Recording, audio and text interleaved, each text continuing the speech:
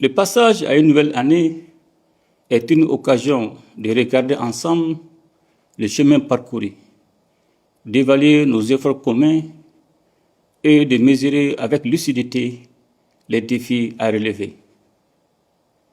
L'année 2025, dont nous vivons les derniers instants, a été une année de preuve, notamment sur les plans énergétiques et économiques.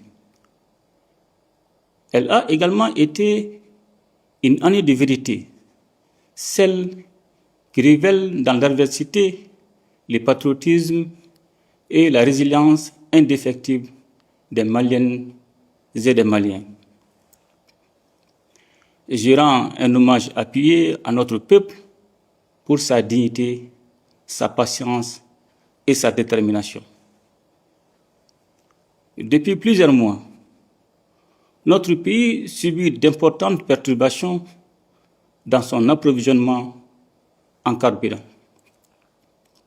consécutives à des attaques répétées contre des convois vitaux. Parallèlement, une campagne de désinformation a tenté d'installer le doute, la peur et la division. Elle n'a fait que renforcer notre prise de conscience collective et consolider notre dynamique de résistance. En ces instants solennels, je salue la bravoure de nos opérateurs économiques, de nos chauffeurs et de leurs apprentis, qui, au péril de leur vie, ont assuré le ravitaillement du pays. Je félicite nos forces armées et de sécurité, ainsi que le gouvernement, pour la coordination de la réponse nationale ayant permis d'éviter des ruptures majeures de carburant. Par la grâce d'Allah, nous franchissons le seuil de la nouvelle année 2026.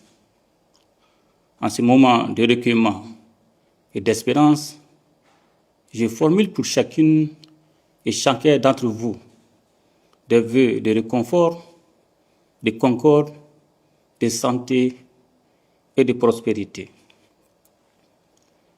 Je m'incline pieusement devant la mémoire de nos martyrs civils et militaires.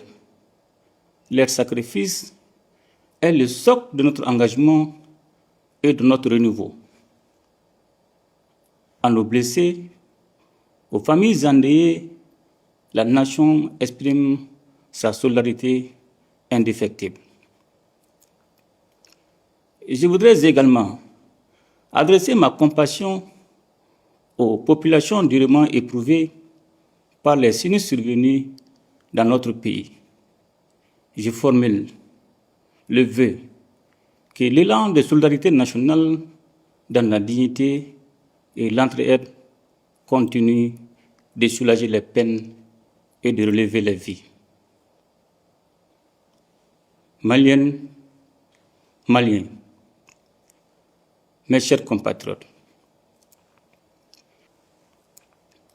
derrière chaque défi se dresse une opportunité. Le défi d'importation doit devenir une opportunité d'innovation.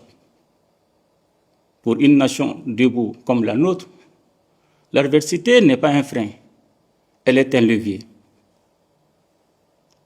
Maliennes, Maliens, mes chers compatriotes, face aux pressions, aux tentatives d'isolement et aux manœuvres d'influence, le Mali a fait un choix, celui de la souveraineté assumée. Là où certains attendaient la résignation, nous avons opposé la décision. Le temps de l'improvisation est révolu. Le Mali a fait le choix irréversible de rompre avec la navigation à vue. C'est dans cette perspective que j'ai doté notre nation d'une boussole stratégique. La vision prospective Malikura Nyatasira Kabesam Baflani Biurani Sabama, adossée à une stratégie de mise en œuvre 2025-2033. Ancrée dans le scénario du renouveau, cette vision est notre pacte d'honneur avec les générations futures. À l'horizon 2063, notre ambition est de faire du Mali une nation souveraine, unie, juste, sécurisée et prospère. Nous abordons l'année 2026 avec une ligne de conduite, celle de consolider la souveraineté et de bâtir une prospérité partagée. Maliennes, Maliens, mes chers compatriotes, la paix durable demeure la condition primaire de tout progrès. C'est le sens du combat héroïque mené chaque jour par nos forces armées et de sécurité contre le terrorisme et le crime organisé. Je salue leur bravoure, leur discipline et leur professionnalisme. La nation ne les oubliera jamais. Mener une guerre asymétrique est une épreuve redoutable. Mais face à la menace, nous avons choisi de rebâtir notre outil de défense. Des avancées significatives ont été enregistrées, des zones ont été sécurisées, la liberté de mouvement s'est améliorée et l'autorité de l'État poursuit son rétablissement. Et cette dynamique dépasse nos frontières nationales.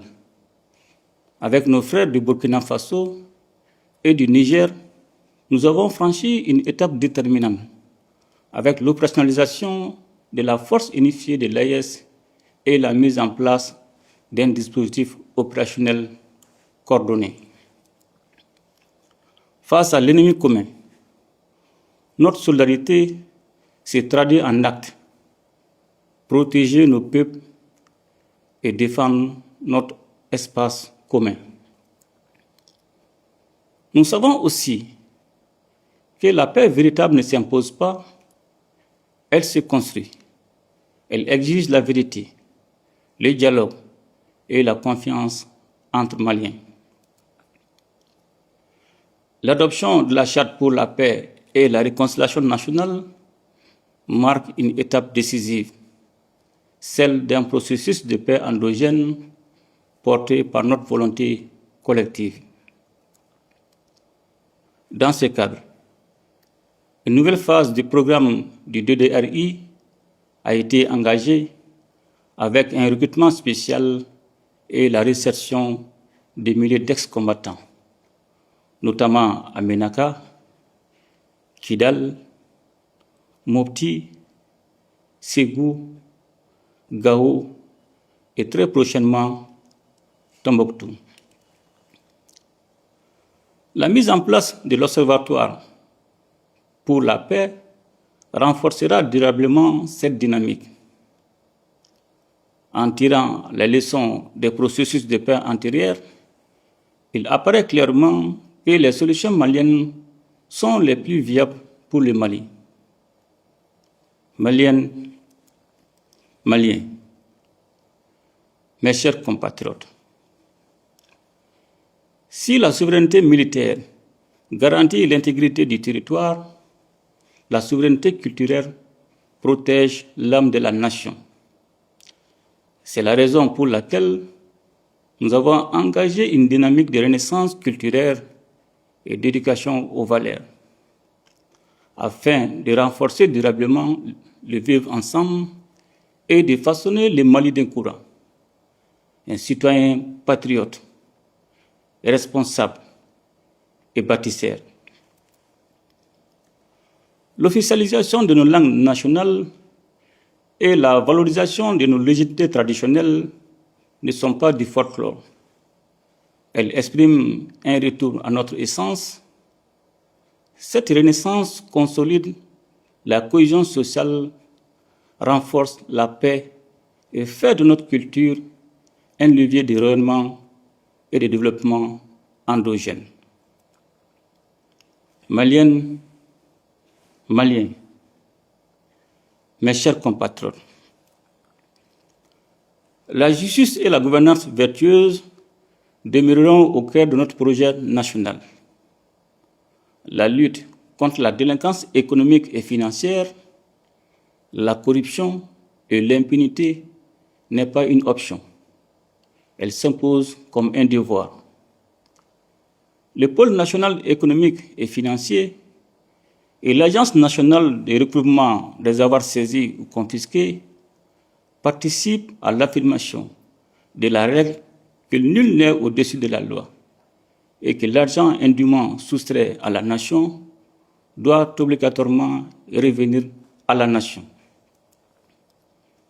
Maliennes, Maliens, mes chers compatriotes,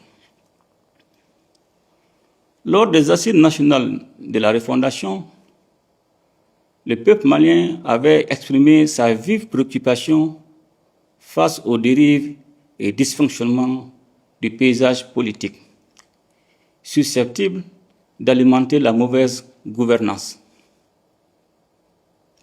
Fidèle à notre engagement et d'appliquer les recommandations issues des assises dans un esprit de concertation et d'inclusivité, j'ai décidé d'organiser en avril 2025 les consultations avec les forces vives de la nation afin de préciser les modalités d'application de certaines recommandations et de leur mise en œuvre dans le cadre de la relecture de la charte des partis politiques.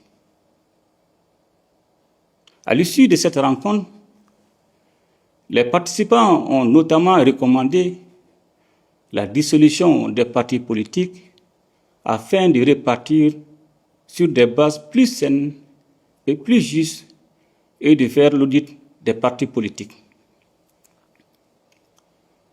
L'année 2026 ouvrira le sentier des concertations nécessaires autour de l'avant-projet de loi déterminant les conditions de formation et d'exercice des activités des partis politiques, prévu à l'article 39 de la Constitution.